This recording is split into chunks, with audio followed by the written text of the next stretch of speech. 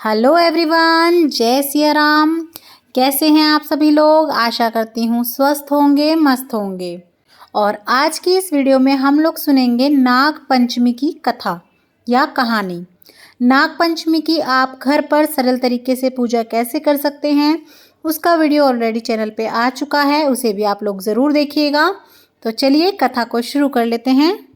कथा सुनने के लिए आप एक लोटा जल ले लीजिएगा और हाथ में आप कुछ दाने ले लीजिएगा। आप चाहें तो दाने ले सकते हैं या आप फूल भी ले सकते हैं या आप दोनों चीज़ें भी ले लें, क्योंकि खाली हाथ कथा नहीं सुनी जाती। तो चलिए कथा को शुरू कर लेते हैं।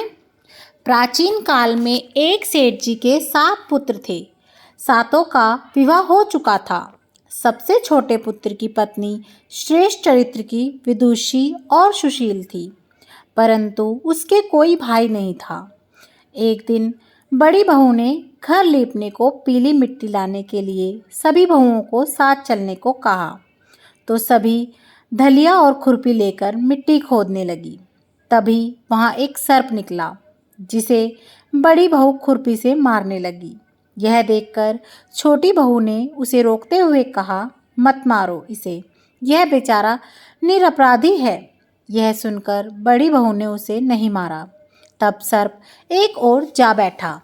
तब छोटी बहू ने उससे कहा, हम अभी लौट कर आती हैं, तुम यहाँ से मत जाना।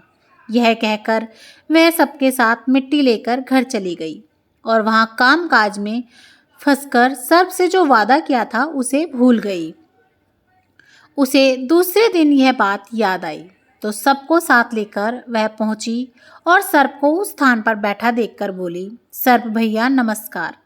सर्प ने कहा, तू भैया कह चुकी है, इसीलिए तुझे छोड़ देता हूँ, नहीं तो झूठी बात करने के कारण तुझे अभी डस लेता। वह बोली, भैया मुझसे भूल हो गई, उसकी क्षमा मांगती हूँ। तब सर्प बोला, अच्छा, तू आज से मेरी बहन हुई और मैं तेरा भाई हुआ, तुझे जो मांगना हो मांग ले। वह बोली, भैया मेरा कोई नहीं है, अच्छा हुआ जो तुम मेरे भैया बन गए। कुछ दिन व्यतीत होने पर वह सर्प मनुष्य का रूप रखकर उसके घर आया और बोला कि मेरी बहन को भेज दो। सबने कहा कि इसके तो कोई भाई ही नहीं था। तो वह बोला, मैं दूर के रिश्ते से इसका भाई हूँ, बचपन में ही बाहर चला गया था। उसके विश्वास दिलाने पर घर के सभी लोगों ने छोटी को उसके साथ भेज दिया।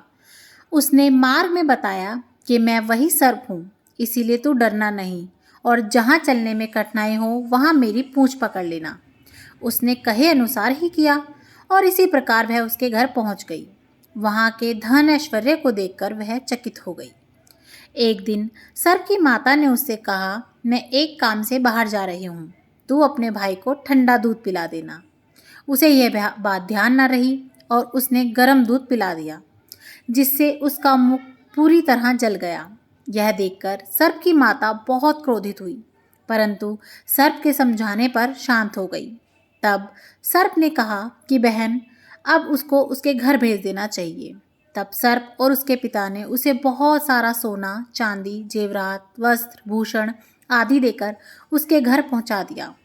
इतना ढेर सारा धन देखकर बड़ी बहू ने ईर्ष्या से कहा, भाई तो बड़ा धनवान है, तुझे तो उससे और धन लाना चाहिए। सर्प ने यह वचन सुना तो सब वस्तुएं सोने की लाकर दे दी। यह देखकर बड़ी बहू ने कहा, इन्हें झाड़ने की झाड़ू भी तो सोने की होनी चाहिए। तब सर्प ने झाड़ू भी सोने की लाकर रख दी। सर्प ने छोटी बहू को हीरा मणियों का एक अद्भुत हार दिया था। उसकी प्रशंसा उस देश की रानी से भी सुनी। वह राजा से बोली कि सेठ की छोटी बहू का हार यहाँ लाना।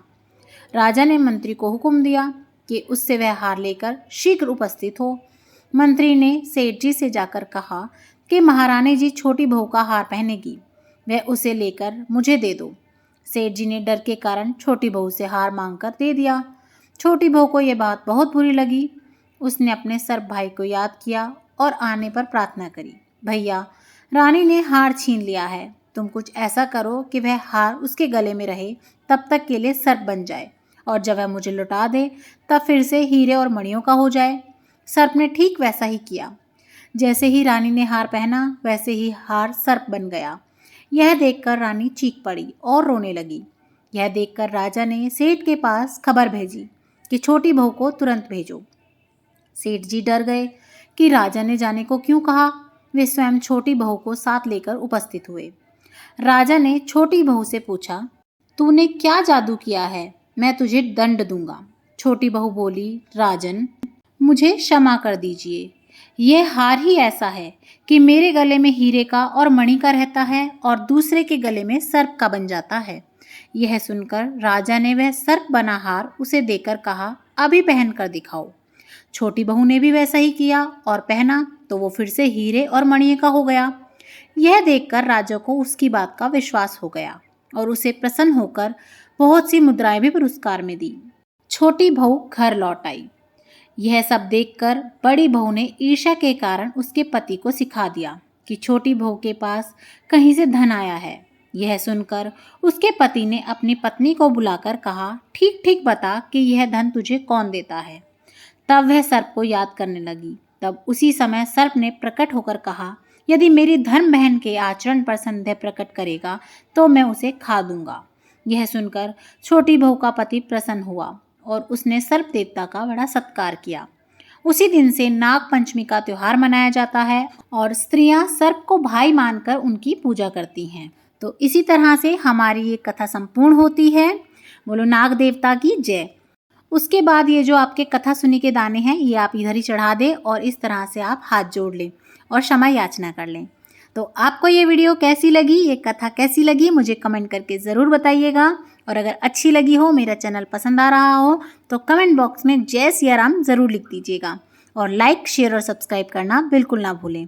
जय सिया राम।